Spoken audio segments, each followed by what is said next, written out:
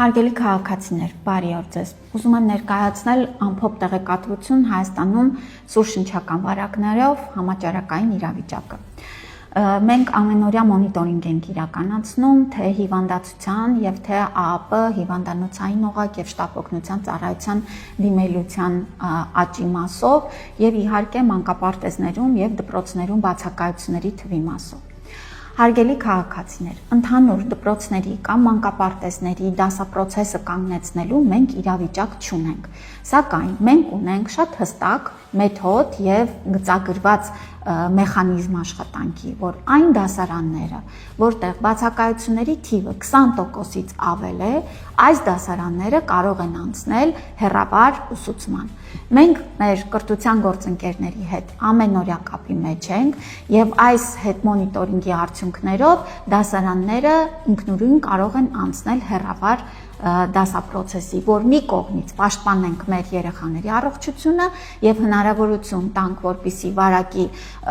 այդ դպրոցներում կոնկրետ իջնի թվաքանակը, բայց մյուս կողմից էլ չխաթարենք ընդհանուր հանրապետությունով դասապրոցեսը։ Եվ նորից եմ ուզում կրկնել, ընդհանուր առմամբ համաճարակաբանական գործիքները պետք է ճիշտ կիրառվեն եւ այս վերջերս անընդհատ քաղաքացիների կողմից այս հորդորներն են հնչում, ուզում եմ դուք իմանաք, տեղեկացված լինեք, որ բոլոր գործիքները կիրառվում են ըստ ցուցման եւ եթե լինի համաճարակաբանական այնպիսի իրավիճակ, որ կարիքը կլինի ընդհանուր դասապրոցեսի մասին որոշումներ կայացնել, ապա մենք դա կանենք, սիրելի քաղաքացիներ։